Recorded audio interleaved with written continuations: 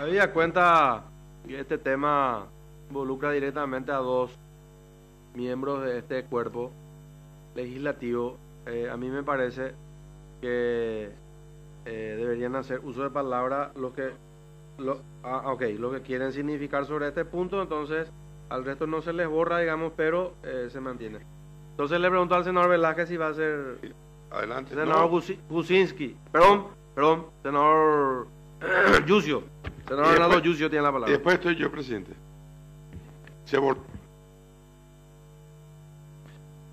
Gracias, presidentes y colegas. En realidad ya no hay mucho más que ahondar después de lo que mencionó el colega Vince, ¿verdad? Ahora, no obstante, creo que hartamente se explicaron los detalles, cómo fue, cómo se dio la reunión, la entrevista. Lo que sí están hoy presentes dos preguntas. La primera de ellas es ¿por qué se grabó esa conversación? Y la segunda, ¿por qué no se entregó a la fiscalía? Creo que esos dos cuestionamientos es lo que voy a intentar mencionarles a los colegas, ¿verdad? Bueno, en el primero de los casos, necesito, y creo que más de uno de ustedes, colegas, habrán recibido en sus respectivas oficinas a personas que se presentan y por confianza les denuncian, les comunican hechos, ¿verdad?, que en sus respectivas especialidades probablemente tengan suma importancia, y esa confianza no tiene precio. En ese sentido, cuando recibimos la información de que esta persona tenía miedo de que lo maten, no solamente a él sino a su familia, nos constituimos aquí. Y acá viene la pregunta: ¿qué harían ustedes ante una situación como esa, cuando y oportunamente se sepa esa información de la visita? Básicamente lo que vamos a hacer es justamente grabar la información, pero no para difundirla, sino para nuestra misma seguridad. Y más aún estamos hablando de gente que está ligada al narcotráfico. Entonces, ¿qué va a pasar o qué pasaría si en algún momento esa visita era conocida, ¿verdad?, y se le preguntara al informante narcotraficante cuál era el contenido de la comunicación o la charla con los senadores? No, ellos vinieron a pedirme financiar su campaña política. ¿Y cuántos les pidió? $1 millón. Imagínense que tengamos que responder ante una situación como esa,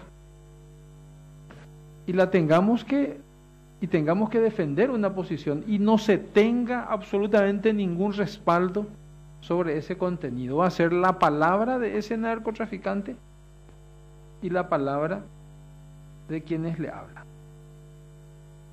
Esa grabación es una grabación privada que no precisa de una orden judicial. Si vamos a irnos si vamos a utilizar ese mismo criterio, yo les puedo asegurar que si el día de mañana les asaltan a ustedes, ingresan en su casa, roban, y quiera Dios no ocurra, violan a su familia, y tengan ustedes una cámara que capte justamente ese momento, y quieran ustedes presentarla ante un juez como elemento de prueba para demostrar de que quién entró y quién violó a su familia, con ese mismo criterio, esa información no sirve. con ese mismo criterio, colegas, todos estos asaltos a cajeros bancarios, asaltos a domicilios, asaltos a homicidios, no van a servir. Y tampoco, y si ustedes tienen cámaras de seguridad en sus casas, van a saber de que no necesitan una orden judicial para instalar. Tampoco va a servir las cámaras de seguridad que están en las calles, porque sencillamente no se precisa órdenes judiciales para esto. Hay un interés público que es más importante que el interés privado o la intimidad de esa persona. Dicho eso, esta grabación, colegas, es una grabación personalísima y no tendría que haber sido difundida. No estaba para ser difundida. Lo segundo, ¿por qué se denunció a la policía y no a la fiscalía? Ya se ha mencionado hartamente el contenido del artículo 284 del Código Procesal Penal, en donde y dice textualmente: toda persona que tenga conocimiento de un hecho punible de acción pública podrá denunciarlo ante el Ministerio Público o la Policía Nacional. ¿Cómo se obró en esta ocasión? Se comunicó a la cabeza del Estado, al presidente de la República, a un ministro del Interior encargado de la seguridad interna y a un policía, jefe de investigación. Ahora bien, muchos cuestionan, pero ¿y por qué por tu pasado fiscal no llevaste a la fiscalía, no entregaste esa información? Y permítanme, colegas, el siguiente artículo, el artículo 285, ¿qué dice? Porque la denuncia no es que simplemente hacemos y le tiramos al fiscal. No, tiene que ser recibida formalmente. ¿Y qué dice? La denuncia contendrá en lo posible el relato circunstanciado del hecho, con indicación de los autores y partícipes, perjudicados, testigos y demás elementos probatorios que puedan conducir a su comprobación y calificación legal. Es decir, si nosotros presentábamos a la fiscalía, teníamos que presentarle mencionando a todas aquellas personas que son de público conocimiento como supuestos autores de los hechos punibles mencionados allí, que en su mayoría hacen referencia a coima, a cohecho, artículo 300 del Código Penal.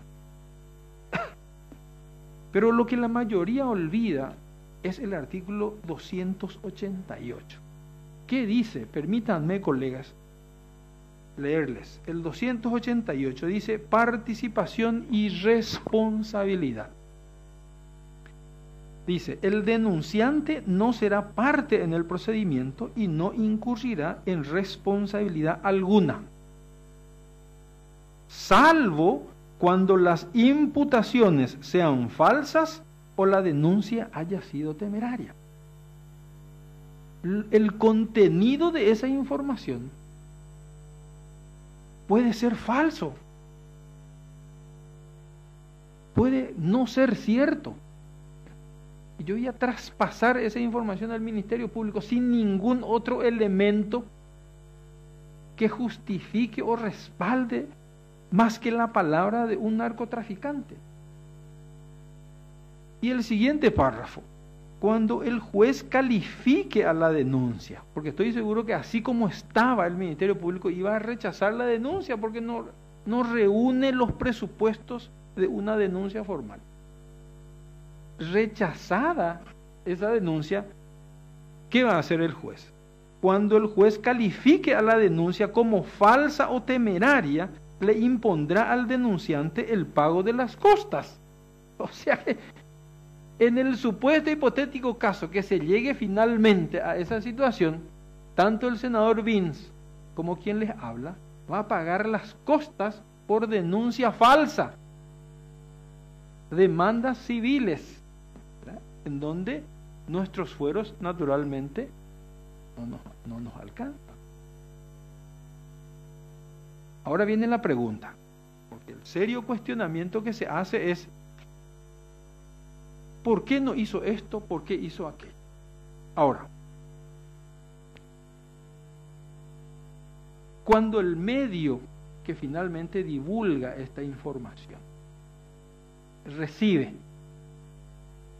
y remitámonos siempre al artículo 284, dice: toda persona que tenga conocimiento de un hecho punible de acción pública. ¿Qué hace el medio? ¿Qué hace el medio que divulga esa información? No, que recibe esa información. Denunció formalmente a la policía, denunció formalmente al Ministerio Público. No. ¿Qué hace? Irresponsablemente divulga una información, una grabación de carácter privado. Es decir, si a esta senaduría, si a este senador le imputan negligencia, porque no es ilegal lo que hicimos, es absolutamente legal, ¿dónde queda la participación del medio? Gracias, presidente, muy amable.